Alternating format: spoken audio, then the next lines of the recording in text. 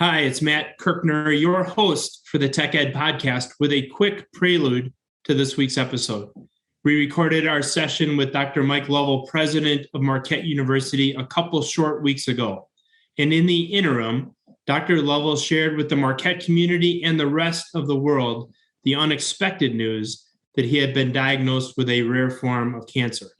So, to Dr. Lovell, know that the thoughts and the prayers of all of us at the Tech Ed podcast and those of the technical education community as a whole are with you and your family as you face this next challenge in the journey we call life. Now, on to our conversation with Dr. Lovell.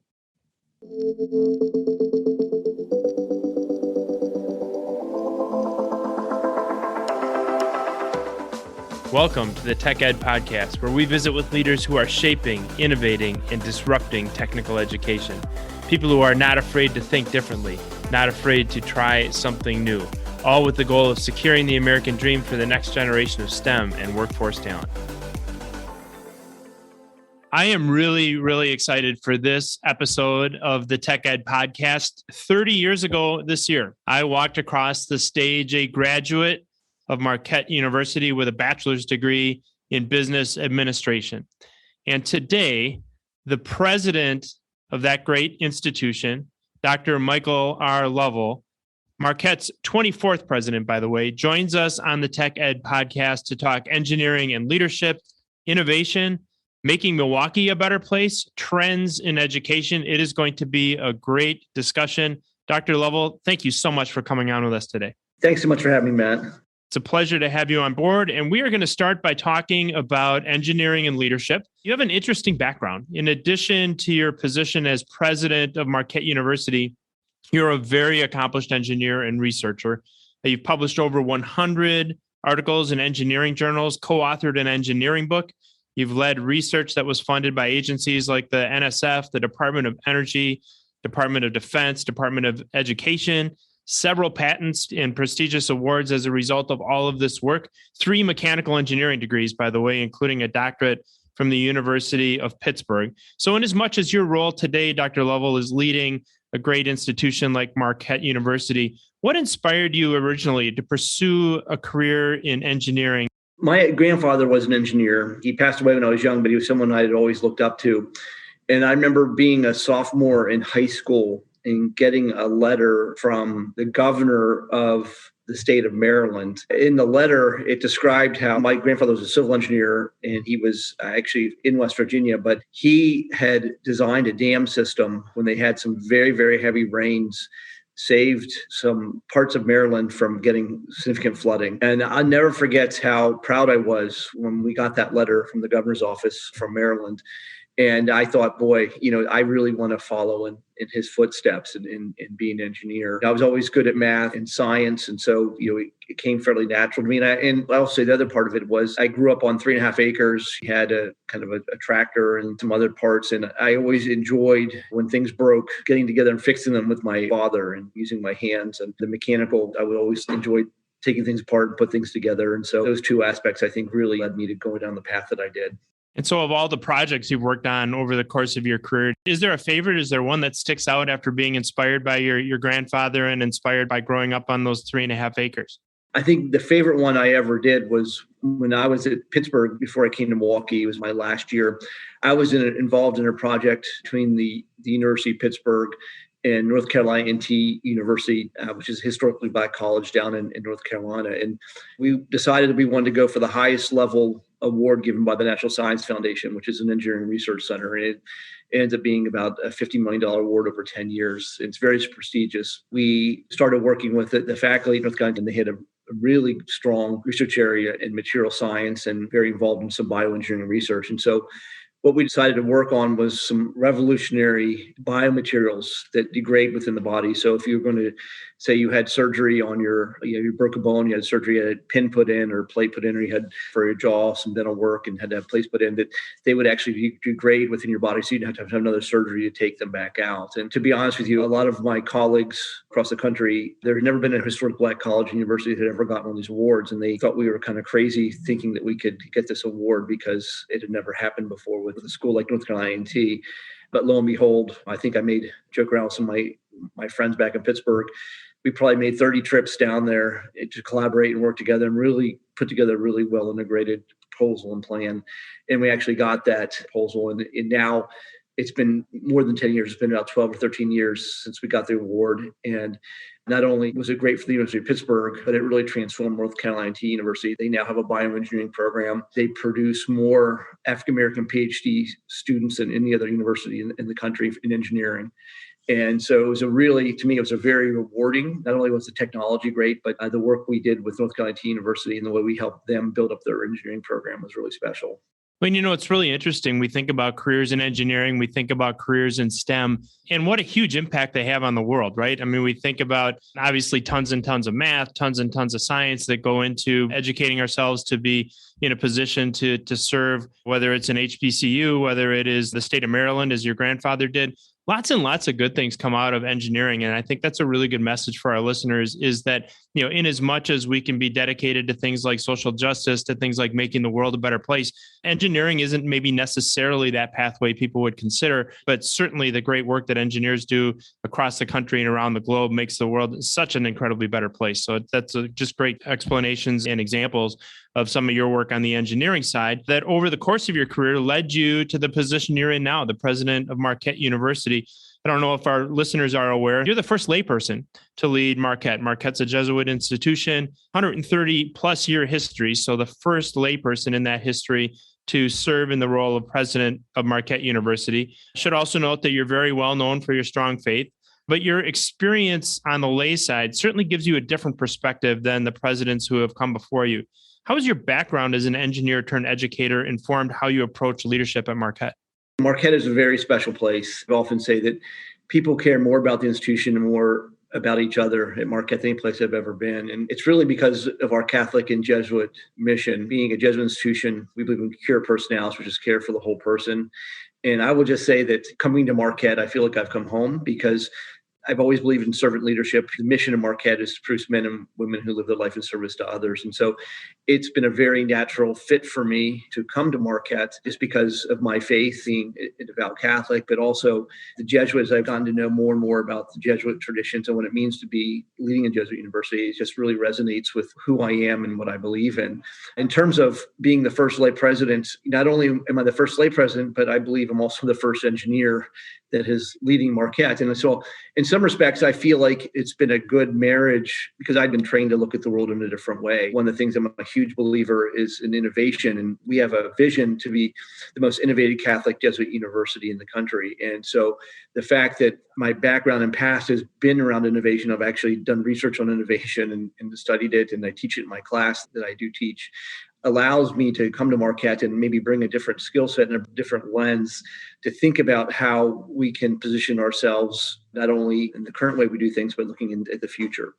And as we'll talk, higher ed needs to transform. There were a lot of forces on us that were, quite frankly, leading to disruption of our industry, and the pandemic accelerated that. And so as I think about what skills and talents I have as an engineer, the way I think about engineers learn to look at systems. We're system level thinkers, and we understand how if you change one area, it may downstream impact other areas in either a positive or negative way. And so one of the things that I really am pushing and pursuing is having individuals on the campus really think and act differently and not be afraid to fail and know that we do need to change. And the one way we do that is by doing things in different ways.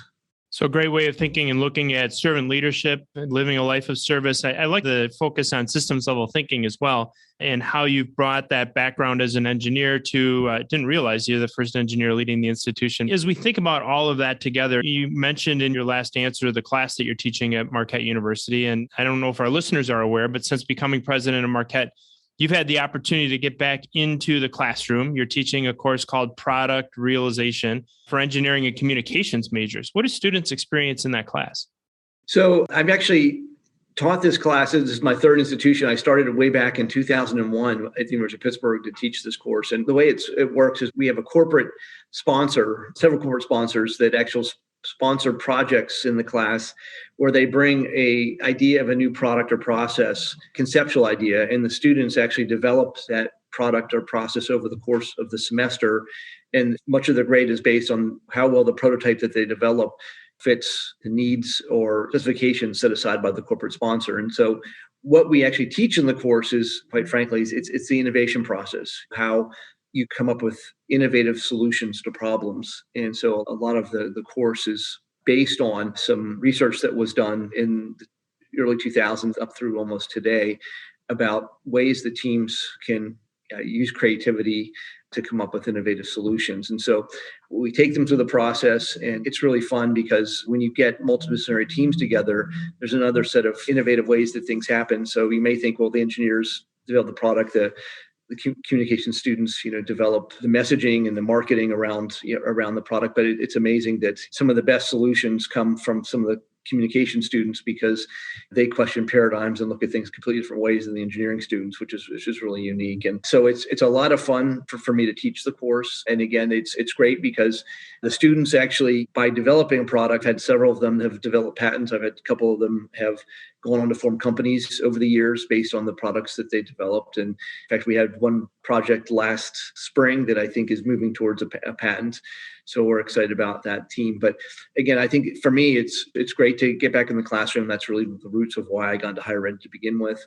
And I will just say it's also really good for me because the students are changing. The students are much different. Gen Zs are different than the millennials. And it's good for me to see how the students experience things and they want to learn. So it helps me understand how we can give them the best experience at the university. It struck me in this conversation so far, Dr. Lovell, how often the word innovation has come up in our discussion. The course that you just talked about, teaching students to innovate both on the engineering side and on the communication side. I really am fascinated by the reference of putting the communications majors and the engineering majors in the same room. Back in my manufacturing days, we used to talk about, if we're doing a continuous improvement project on the plant floor, let's bring in the folks from marketing. Let's bring in the folks from accounts payable, from other aspects of the company who have a totally different way of looking at things. And it's amazing how often, as we're innovating, we can learn from each other and often learn from people that we might not have thought of right off the top of our head. All this discussion of innovation, teaching the innovation process. You referenced Marque as being the most innovative Jesuit university in the country. I know that innovation is really, really important to you. And one of your strategic goals as president of the university is to double research activity and receive the Carnegie R1 research designation. What will it take for Marque to achieve that goal? Until the pandemic hit, our research had increased every year since I had been here. The pandemic kind of slowed things down because much of the research for a while had to be stopped in the labs because we couldn't be in community doing the research we want. We're going to continue on that trajectory. And really, as we think about what's the next step for Marquette, and we really are talking about focusing on some research cluster areas or research communities, as we call them, and bringing cross-disciplinary teams to solve even bigger problems. Much of the research we do at Marquette, you have a faculty member that applies for a grant and he brings up those funds into his lab. To really take the next step is to bring many of those researchers that are doing their independent research together and go after the really big problems. And those bigger problems not only are better for the impact we can make as a university by having these multitudes together, it actually will bring in larger amounts of research funding because each of those grants, these bigger problems are also multi-million-dollar grants. And so we've already started the process of forming these research clusters or research communities to solve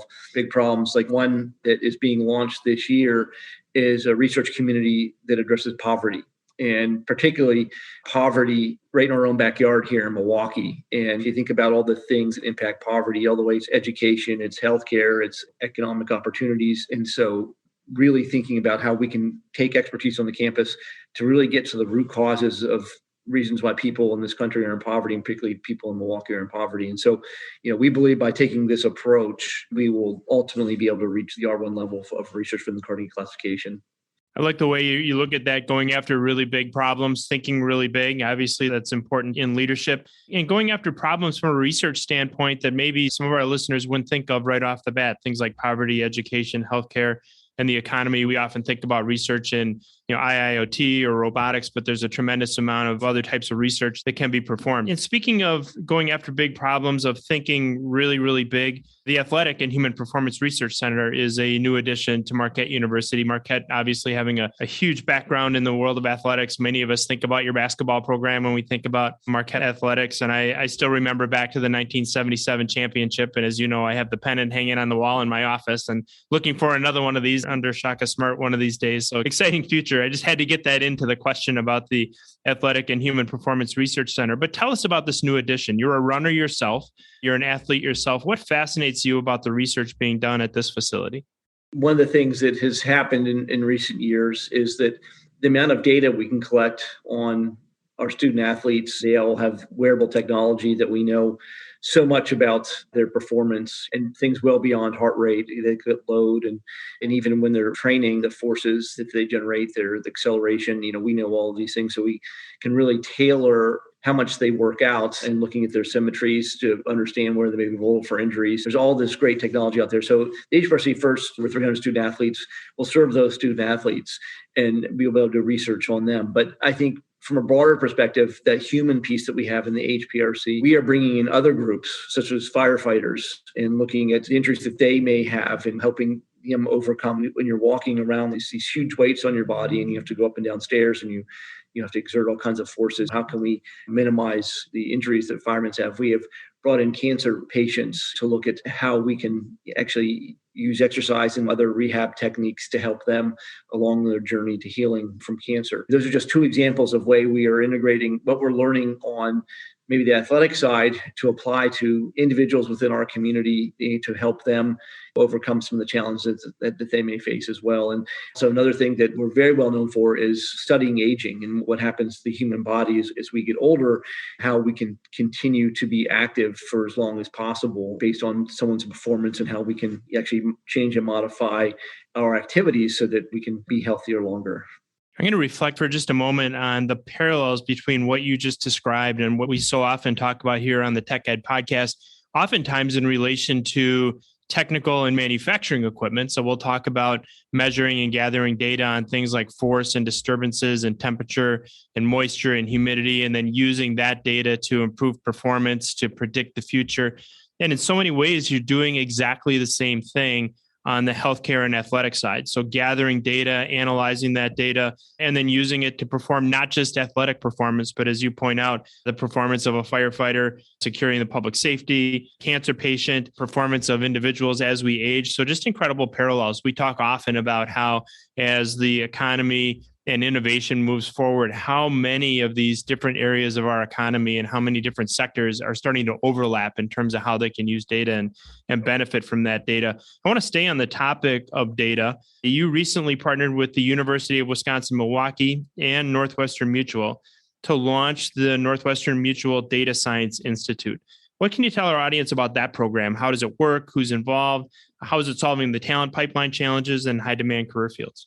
Yeah, I think the best way to start is talk about how the genesis of the Data Science Institute. And John Sliski, who's the CEO of Northwestern Mutual, came to me and said that he wanted to do something big around data science because we think about how Northwestern Mutual has transformed itself. It's gone into the digital world itself now because their customers want to do much of their things virtually rather than dealing one-on-one with an agent. And so he talked to me about how when they first had to do start the digital transformation, he went out and bought a company from New York to come in and help think about how they were going to innovate and change. And he realized that it was going to be too expensive to keep buying companies and bringing in the Northwestern Mutual to do this innovation, and that he wanted to build his own talent in the tech space to help not only transform them, but actually have the workforce they needed for the future.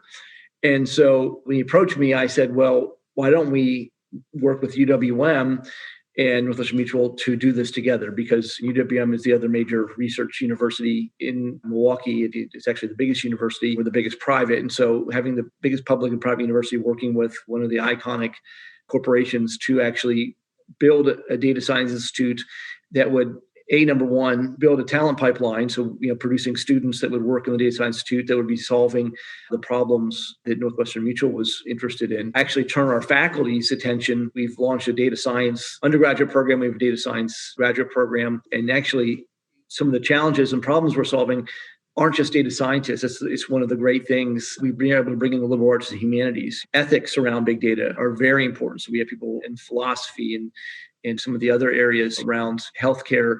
So some of our nurses and people in health sciences. I just met a new faculty member last night who was actually in social and cultural sciences, is using data around prison systems and drawing all these expertise from the campus, both students and faculty, towards solving problems. And then with the idea this data science institute would be solving some of these broad-based research problems that Northwestern Mutual was interested in, and get a critical mass of faculty and students so that we would not just be producing our own, but actually attracting tech talent from outside the region that would say, hey, there's something special going on here in Milwaukee. I want to be part of this. And one of the great things that Northwestern Mutual did is they built Cream City Labs. And if you've not toured that facility, it's just an amazing space, really, to allow these cross-disciplinary teams, technology teams, to really dig into some of these problems. And it's a wonderful space and really breeds some of these informal interactions and connections that allow people to meet and engage with one another. A lot of times that's when the best things happen. The Data Science Institute, just a great example of, again, solving problems. Interesting how often we've come back to that topic as well here on the Tech Ed podcast with Dr. Michael Lovell. Again, it's not just solving the talent pipeline problem, but as you discussed, solving problems in the humanities, thinking about the ethics of data science, philosophy, doing things in healthcare, and across a number of different economic sectors. So just a great example and fantastic conversation. I want to thank you for joining us on the Tech Ed podcast. Well, thanks a lot for having me, Matt. Thanks for joining us for this episode of the Tech Ed podcast. If you haven't already, subscribe, leave a review, and if you like this episode, share it with a friend. New episodes launch every Tuesday, so listen in next week.